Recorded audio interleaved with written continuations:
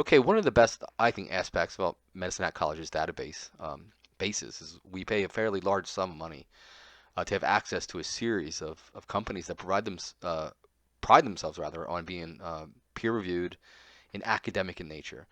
So any search query where you find information on our essay's subject matter, whatever you choose, we can rest assured that it's been vetted academically, and it is therefore permissible for citing within our own essays. Let's peruse. I'm just here peruse a couple of the databases and do some search queries. So here I am on the library, or sorry, Medicine College's landing page, right? This will look familiar to all of us. And let's go on this center column header and click it on library. Take us to the library, its landing page, and here we are. So you have a number of options. We can search for books, journals, videos, and more just by typing it in here and hitting search. You see someone, I think I searched earlier, Meditations on Reserve Life, Bio, Societal, and Taste of Non-Sovereignty. Um, or you can actually search for a journal title. That's one way. The best way, I think, so you can actually see all the results, is to search the databases list. They just give you the list from A to Z. So we click on that. So it's a bit overwhelming. There's 124 databases found. That's a lot. So it's sort of that can be challenging to narrow down. So you really have to think about what your subject matter wants to be. So say I picked the subject matter of I know I want to write. I'm sitting down. I haven't done any research. I've sort of brainstormed a bit in my head or maybe on paper of what I want to write about. I know I've narrowed it down to historic, to three things: the indigenous, historic, and language or literature. So I can start with the big topics. These are going to be the big academic topics, right? Not many of them. And these are not articles. There's not 9 English articles. There's 9 databases dedicated to the subject matter of English, dedicated to the subject matter of education, criminal justice, business. I'm going to pick history. It's a fairly large topic. Let's see what we have here. 45, probably the biggest. Looks like it is. 45 databases solely dedicated to the idea of aggregating journals, articles, newspaper articles, um, books on the subject matter, and newspapers on the subject matter of history. So I'll click on that. I was here before. Um, So I know what I want. I can see, I can scroll down, and it's in alphabetical order. I think the best one I found was Biography of Native North Americans. It gives us a small, concise blurb on what it's about. Covers many topics pertaining to Native North Americans, including culture, history, and daily life. The resource is ideal for researching the contributions, struggles, and issues surrounding North American indigenous people. Coverage dates from 16th century till present. Okay, so that has something to do with what I want to my essay, my expository essay to be about, to inform the reader on Native Americans, specifically some of their contributions, which would be literature, right? Which is what I really want to drill down on. So I'm going to click on it. All right, so what that redirects me to EBSCO Host, one of the very most, if not the most popular database out there. It's redirecting us. We pay the fee to be able to access EBSCO Host. When I really start to take a look at the article that I'm going to choose about indigenous people, they're going to ask me at some point for me to enter my Medicine Hat College ID barcode credentials, which you have to do as well, just to prove you're a student, me to prove I'm an instructor, right? So you can come down here. You can choose your dates, a range of dates, full text, uh, find all search items. I'm going to do that. Find any of my search terms. So say if I mention the historical language of indigenous North American peoples within literature, right? So it would come back with all, if I click on find any of my search item terms, it would come back with any of that. If it was able to find information, articles on any word that I mentioned within my search query, it's going to bring back a result, which will be a ton. It would be a lot.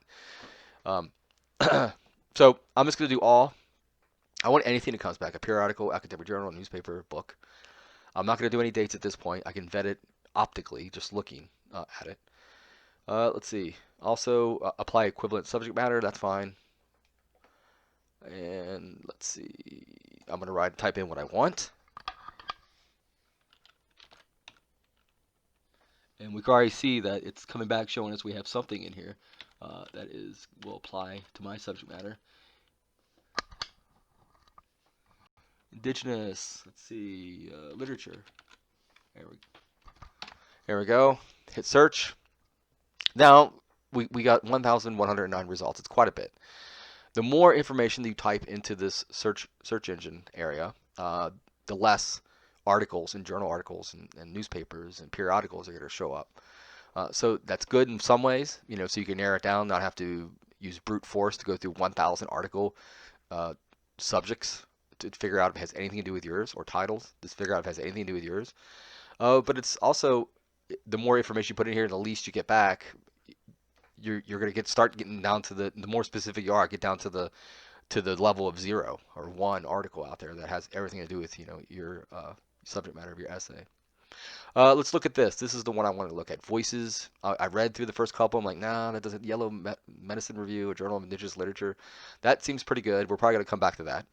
But let's move to this one, number 4. Voices. I wanted in Australia's Aboriginal and Canada's First Nations literature. So now I'm really starting to formulate a thesis statement in my head. I'm like, wow, okay.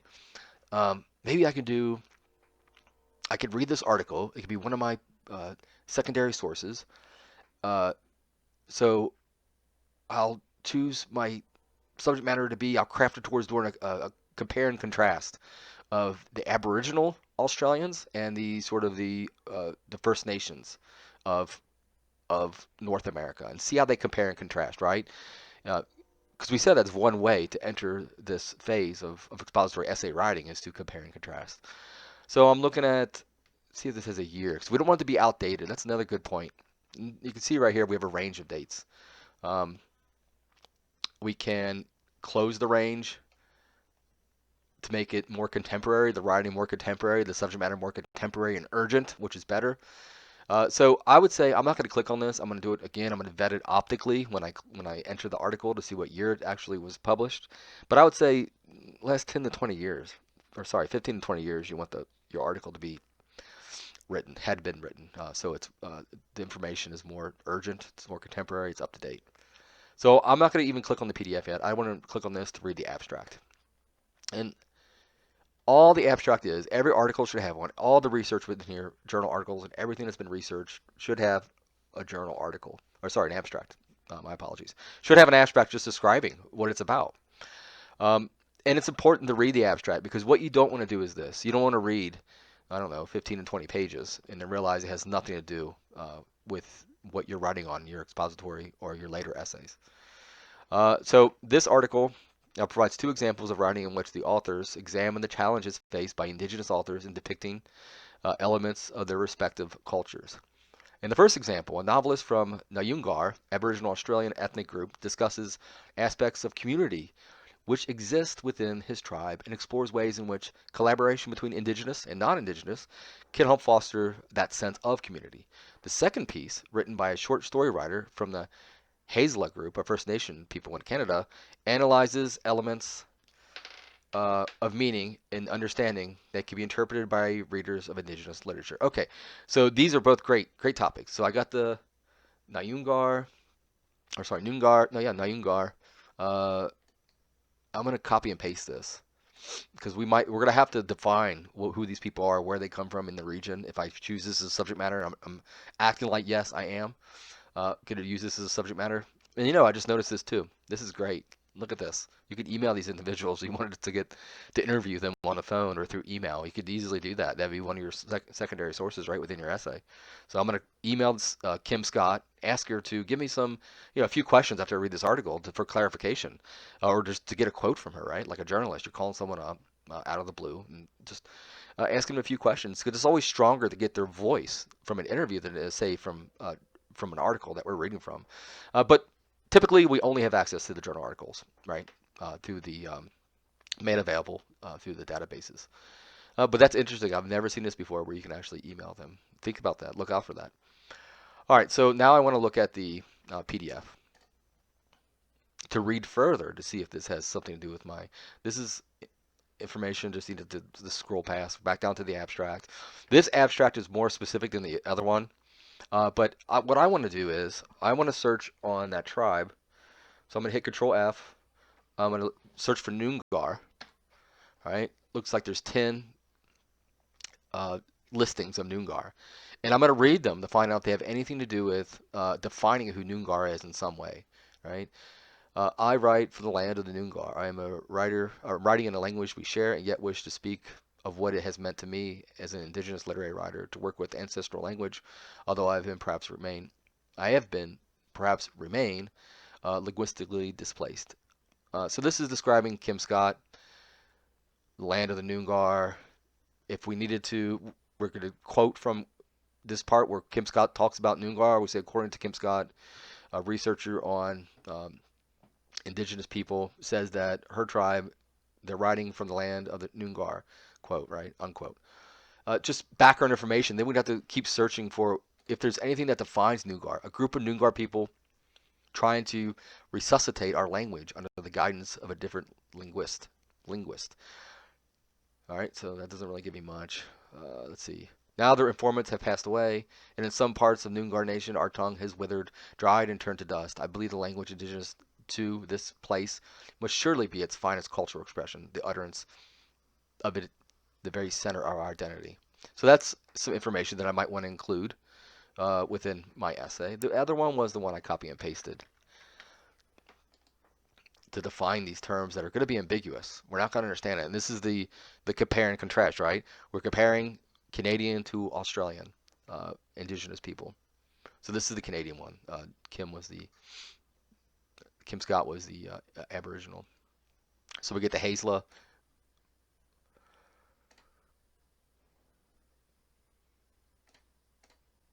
So it only mentions it 4 times, and most of them don't impart any information. So that would be a great opportunity if you do an internal search. You can't find anything, you find something, it's not really clarified. You got to reach out and you got to use databases to actually drill down on the specific word of Haisla to define the tribe, or to define any term that you can't find. Or you could turn to what we're going to look at in a minute, Google search. Google search or Google. I like to use Google Scholar. Some people would denounce it, but it's a good place to start. We'll talk about that in a moment. Doesn't mean we're going to stick with Google Scholar. So, but we'll look at that in a moment. You can see here that the date of this was written and published 2011. So that's contemporary, 9 years ago. So they didn't define Haisla for me.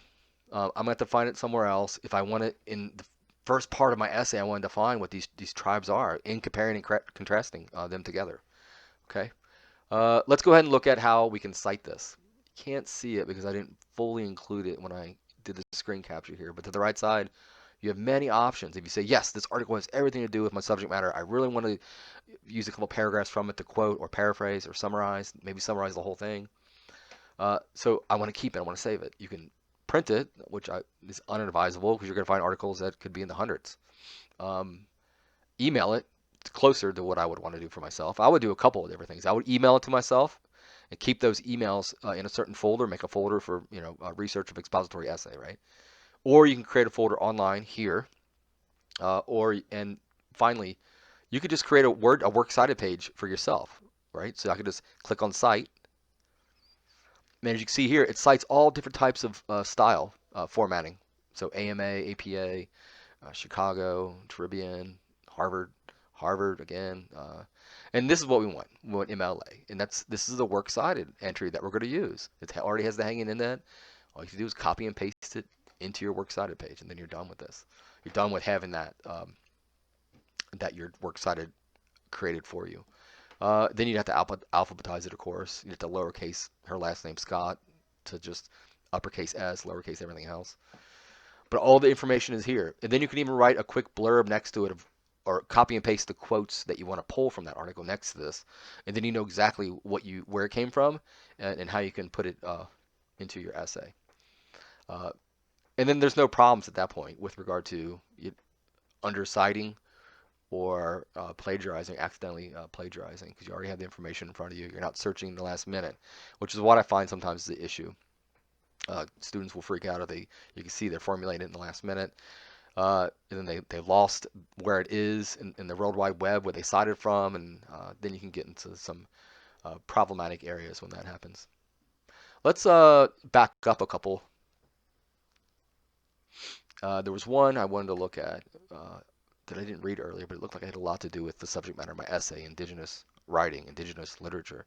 This one actually uses that phrase specifically: Yellow Medicine Review, or Journal of Indigenous Literature, Art and Thought. Volume 1. I'm going to go ahead and click on it. We're going to read the abstract together. Let's see.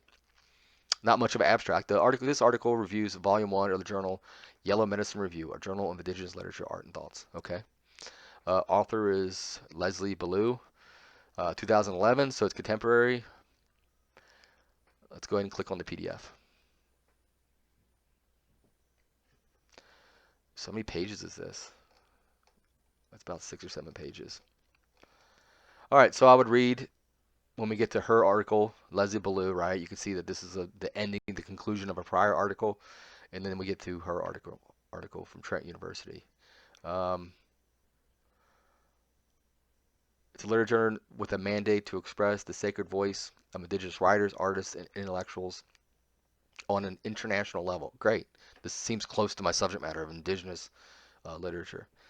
Its name is extremely significant as there is an area in southwestern Minnesota that the regional Dakota people call Pezahuda Ziza Kaapi Makok, meaning the land where the yellow medicine dug. There's also a river by the same name. All right, so I'd have to read on. I'd have to just read the article because there wasn't much of an abstract. You just got to read the article, or do an internal Control F search on key terms that you believe that you're looking out for in your quest to find information on your research topic. Okay, so here I'm at regular sort of landing page for Google, the search engine, right?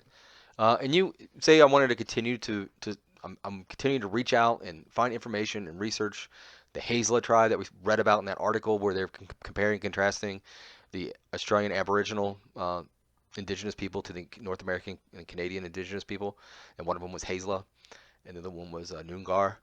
So I want to get more information on these tribes, right? So I'm going to try to Google Scholar. You can Google Haisla culture just in regular Google search engine, and it might take you forever. In fact, it probably will take you forever to get results that really are academic and peer reviewed and vetted. So I'm just going to type in Scholar in a Google search engine. It's going to take me to Google Scholar. Just click on it. Now we're in Google Scholar. We don't want case law, so don't click that. We don't want patents or anything. And so I'm going to type in Haisla culture. There we go. And here we go. I'm going to filter through these, figure out which one really has to do with my subject matter. Something in between Monkey Beach and the Haisla return of the repressed. So we don't get the full abstract on this one, but it's interesting. It mentions Haisla. Maybe it defines it for us. I'm still looking for that definition of their culture so I can put the background information in my essay. I could read through this. Maybe it would give you the information. If you found a quote just within this abstract, is what they're calling an article preview. That's fine. You don't have to keep reading. You don't have to go in and read the entire article. You can pull it from here. According to the article preview of Something in Between Monkey Beach and the Haisla Return of the Repressed, quote, within the complex system of settler colonialism, then repression as a North American literary trope, unquote, if I wanted to use that. And here's my MLA citation already here for me, right? You can just copy and paste that into you can export it to EasyBib if you have a folder there. You can download it. You can copy and paste it, which I would advise is copy and paste it into a Word document, a works-cited document, right? But what's going to happen is, say I want to read this article. What's going to happen is this. I won't be able to read it in Google Scholar. Most of them are going to be in databases such as Gale, academic, one file, that at some point as a gatekeeper you're gonna have to sign in, and you don't have credentials to sign in unless you subscribe to it, and it's not going to ask you for your Medicine Hat credentials. So what you do then, that's why I say Google Scholar is a great place to start. I think it's quicker than the databases, but you always have to return to the databases. So I'm going to copy the title. I'm going to go back to our handy dandy library search. I'm just going to search directly in here and see what comes back. Hit enter, if anything. And look, something did come back.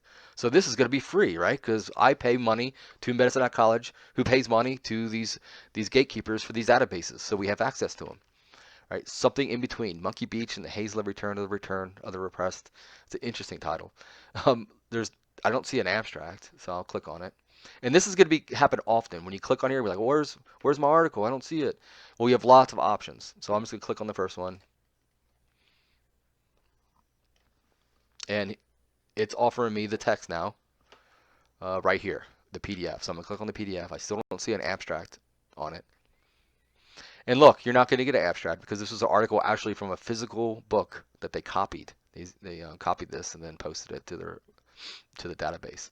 So it looks like it's 18 pages long. So I just would have to read it. I'd have to read the first couple pages, decide at some point if this has anything to do with the subject matter of my expository essay or my any essay moving forward. I'll say that expository, argumentative, or the final essay. And then you have the same options here. Again, I cut it off on the screen, so maybe you don't see it. You could print the 18-page article. You can mail it to yourself. I suggest that. I suggest doing that and simultaneously uh, accessing or put it in a folder and then simultaneously getting the works cited entry right here, the MLA. And then you should be set for Google Scholar. Again, I think it's a good place to start. Um, you don't want to finish up there, but it gets you hopefully to where you need to go. It whittles down the list better than say Google. And sometimes you don't get the hits that you're going to get within the databases that you're going to get on Google Scholar because it's much more advanced in terms of its feelers that they send the digital feelers that they send out to the digital universe to find articles or anything that you type in the search engine, right? So start there. Start with Google Scholar if you need to. Otherwise, stick to the databases. Uh, but always copy and paste the title when you get to a point that you believe you're going to use it, and then go over to the databases, the search engine within Medicine College's library landing page. Okay, so here we have Wikipedia. Like Google Scholar, many individuals say, well, don't use Wikipedia, but we use Wikipedia every day. Um, I use it, I don't know, I spend at least 3 or 4 hours a day reading Wikipedia articles. Sometimes it's things I'm researching. Sometimes it's things I'm helping other students research. Sometimes it's me just recreationally reading in my leisure time. So it's a great place to start. Like Google is an okay place to start. Like Google Scholar is an okay place to start. Wikipedia is, I think, a great place to start, but it's not a great place to finish. Just like Google Scholar wasn't a great place to finish. We needed to enter that information into our own databases on Medicine Library landing page, right, in order to find the actual article because of the fact that we had to pay something.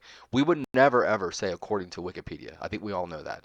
According to Wikipedia article, the Haisla people are people who are indigenous to this part of Australia. So we wouldn't do that. We'd go directly to the actual article. So let's type in Haisla people. There we go. Great. All right, so here we are. This is the wiki page for the Haisla people. And I would read it. I would say, wow, okay, they're an amalgamation of two bands, the Kitimat people of Upper Douglas Channel and Devastation Channel, and the Kitlo people of Upper Princess Royal Channel and Gardner Canal in British Columbia, Canada. All right, sorry. I thought these guys were the Aboriginal, Australia Aboriginal. So they're not the actual Canadians. So great. I want to use that, man. I really want to use that. Oh, it doesn't. I can't reference Wikipedia. I can't say according to Wikipedia. So I have to keep searching to find one that has a number next to it, a reference. And this one does, number 2 in the brackets. So the Haisla, I'm going to make sure this is information I can use. I want to define who they are a group of indigenous people that are living at Kitimat Village in the north coast region of British Columbia and have been occupying these lands for at least 9,000 years. Wow. I want to use that. I want to quote that within my essay, my expository essay. I can't say according to Wikipedia, so just click on that number. It takes you to the bottom. It's number 2. Click on that. It takes you to the website, the actual place you want to be able to quote from. The original source. Always quote from the original source. Here we go. Got a great picture. Obviously, we don't use pictures within our essays, but it does give you that information. The meaning of their name, where they live, how long they live there, their past history, their culture, their food, their shelter, their livelihood. And now we got information we start quoting. And this website would actually be who I quote. According to Haisla Nation's website, Haisla people, the meaning of the term is translated to dwellers downriver. And they've occupied lands for 9,000 years. Right? And maybe I'd summarize some of this, paraphrase. That I would put. And that would be the perfect example of finding a Wikipedia article and then finding the reference at the bottom of the Wikipedia article. Where are we? And then using that so we can use it. Because if you read the Wikipedia article and it has no references and it has everything to do with what you want to write about, but you realize to yourself, I can't use it. It was great information that you assembled, but I can't use it because it's a Wikipedia article. Well, that's erroneous thought process. You could just go to the reference at the bottom and go to the original source, which is what we were able to do here.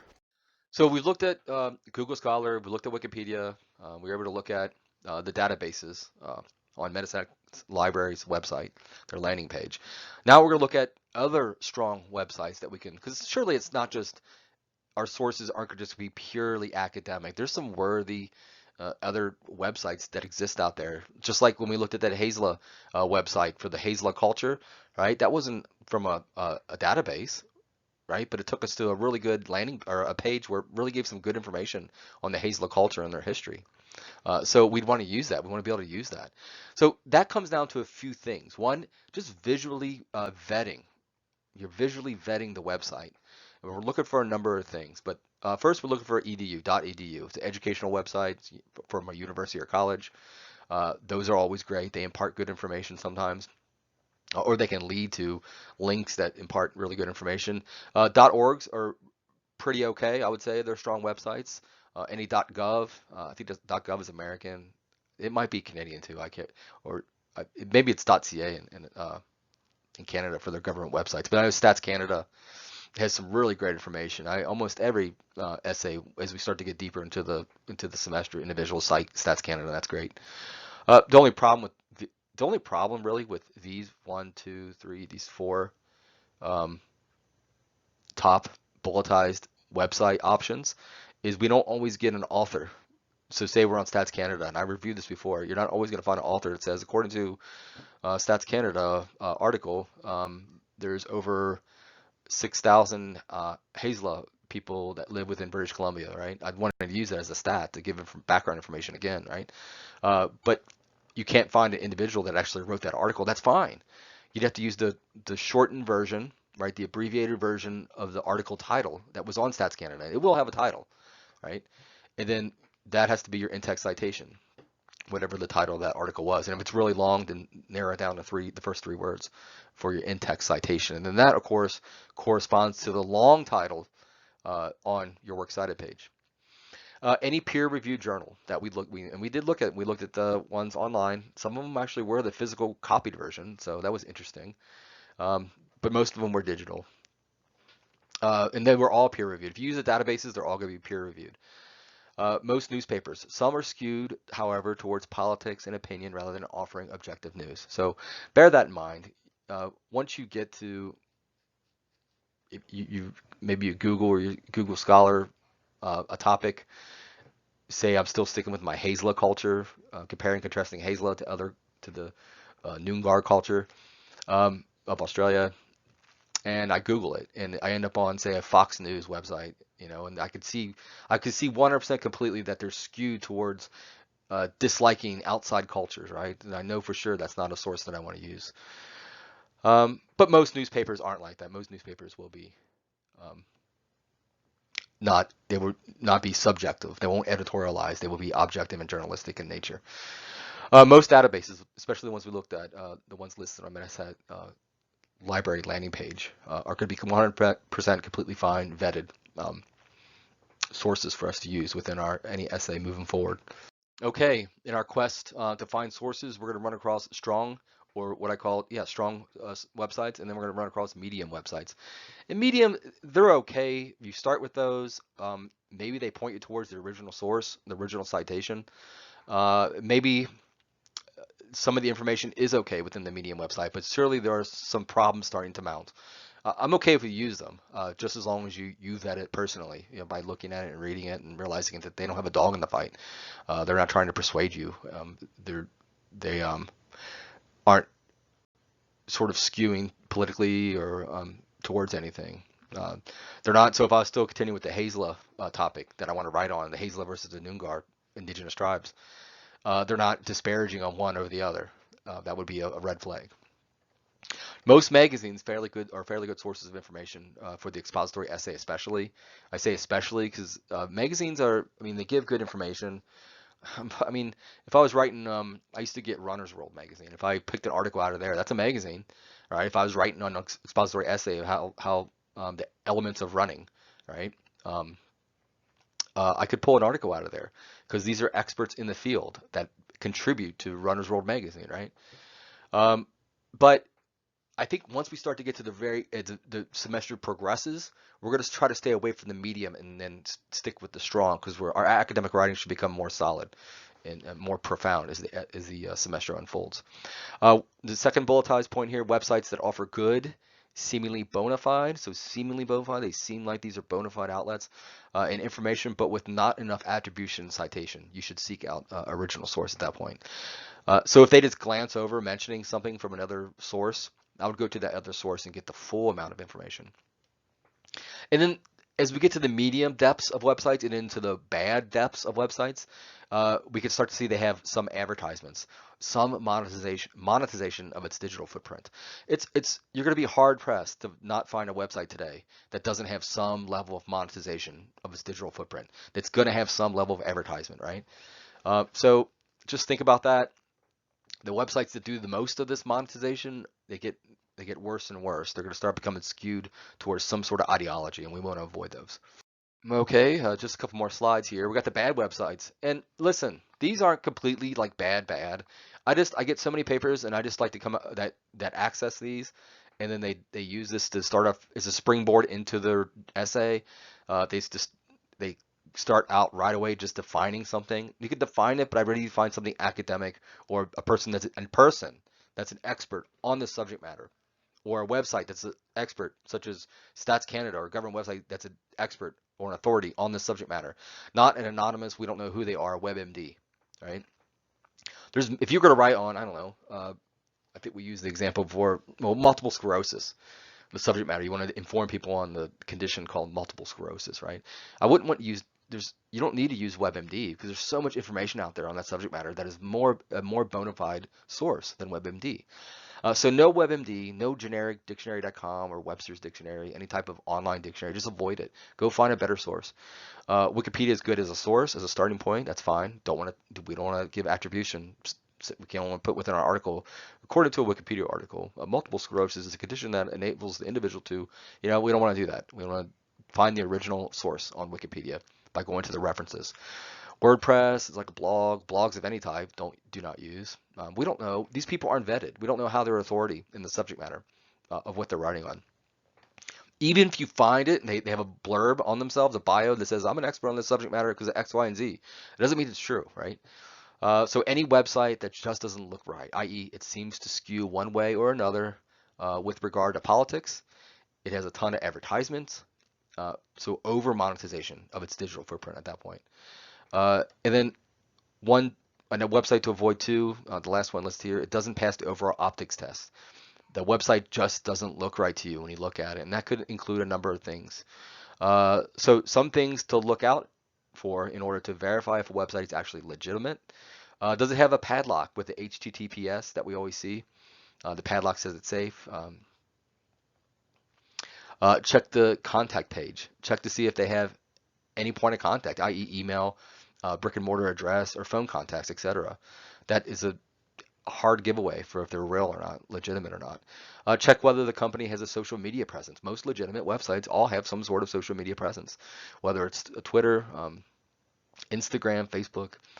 Look for spelling or grammatical mistakes. Is there a false sense of urgency? This is a dead giveaway for a fraudulent website. If there's grammatical mistakes, it's not been edited or vetted in any way by their own internal people. And then if they're attempting to persuade you to do something, to give you a false sense of urgency, it has to be done right now, to act in some way or do something. If they're attempting to persuade you, they have a dog in the fight. They're being subjective and not objective. They're not being journalistic at that point. They're attempting just to sell something, advertisement, and their digital footprint, maybe a product. Know the obvious signs of website malware. So this would be websites that contain web defacement attacks. Suspicious pop-ups will be a dead giveaway for an illegitimate or a fraudulent website. And advertisements that attempt to entice you to click on them typically are indicative of malicious websites egging you on to download and execute some malware in your system. So be wary of websites that redirect you to other sites with promotional content or to a legitimate looking page asking you to enter sensitive information. That's not just for the English 252 class, that's in general, just in life. Always exercise caution when clicking on any ads. I remember I used to have this, I can't even find it anymore, but this screenshot of a website, and it seemed legitimate when you Googled the information. It was on a topic for an essay. So I Googled information, I saw a website showing students, in the PowerPoint, This looks like a legitimate website. We click on it, it has some good information, and then these pop-ups start just going all around the banner, all around the sides of the website. One of them was like a cartoon version of Barack Obama. He was president at the time, and he's pointing towards these mortgage rates that's on a sign that he's holding. It's like Barack Obama can get you a good mortgage rate if you act now, right? So then you realize, okay, they're attempting to persuade you and to sell you something, and we need to avoid those. Okay, so questions. As always, please email me with any questions or points of clarification or any concern that you need cleared up. Reminder number one, I'll email instruction along with the link to this lecture detailing how to upload your final personal essay to Blackboard. It's going to be very similar to when we posted our rough drafts. And then reminder number two, start narrowing down your topic for your expository essay. This is going to become, as time moves on, imperative because the rough draft, just looking at the schedule, October 1st, expository essay, rough drafts due via Blackboard. And of course, I'll send out instructions on that on the day it is due. Please email me if you have any questions. Thanks, guys. Talk to you later. Bye.